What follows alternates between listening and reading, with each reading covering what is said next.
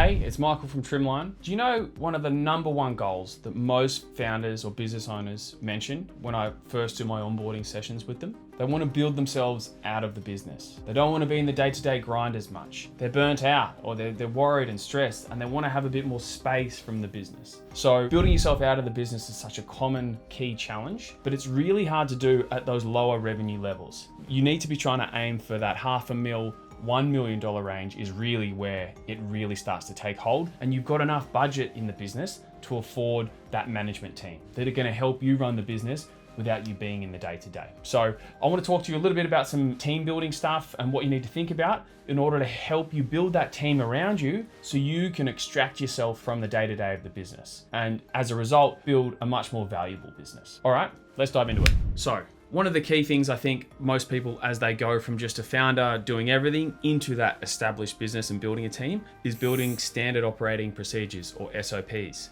That's the rules of how the business runs without you. It's thinking about all the key areas, all the processes that flow through the business, and give everyone a set of guidelines about how to do this repeatedly and consistently so you can deliver for your customers regularly without any hiccups. I often do a quick question as part of the onboarding, and I ask them the laptop test. So if you shut your laptop right now or turned your phone off right now and did not answer an email, did not check anything, don't pick up a phone call, how long would your business run or survive with you having that closed? Maybe that's 1 week, maybe that's 2 weeks. But often for a lot of founders, they're so involved in the day-to-day that that's a really short period of time, and they realize, hey, I need to build a team around me. So one way to do that is obviously build SOPs, have the rules of engagement for how things flow through your business. And that's a really important thing. I recommend a book called Systemology that walks you through how to do this and build this into your business. You'll just focus on the critical ones first, and then you build them out over time. So that's a really important part. The other thing that I think is critical to any businesses are run by humans, by teams. So you being able to work out how to be the best leader possible,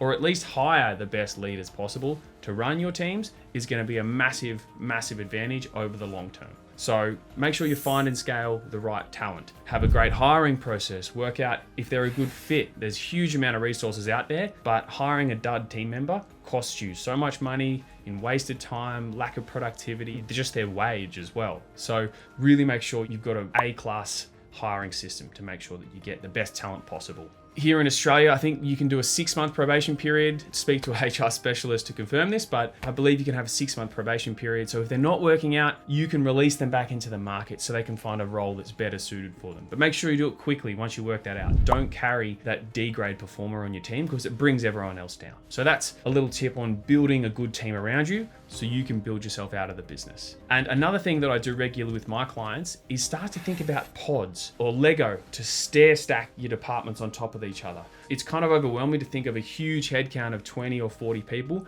but if you broke those down into little, teams of 4 to 5 people and stack them up, that's a much more achievable way to start forecasting what the future looks like. And also having a little team that's happy and has their own kind of internal leader, which takes the pressure off you being a direct report for everyone. Obviously, as you get more established, you'll be building out the key departments, your finance, your ops, human resources, or your team, sales and marketing, and you'll be trying to hire leaders that fill those day-to-day roles for you so you can build yourself out. I think this is a really great little diagram to show you how this kind of pods will stack on top of each other to help you build a big business as you scale to that 1 million and beyond. And you can see, depending on the business, you might split your pods based on, they're a deliverable team. They can ship part of your product all in one. They're self-sustaining, but you might divide and conquer a different way than that. And then you've got your operations, HR, IT, legal supporting those pods. And obviously finance and sales and marketing, critical roles, we'll be chatting to the CEO directly. But one of the most stressful parts of growing from that $500,000 up to 1 mil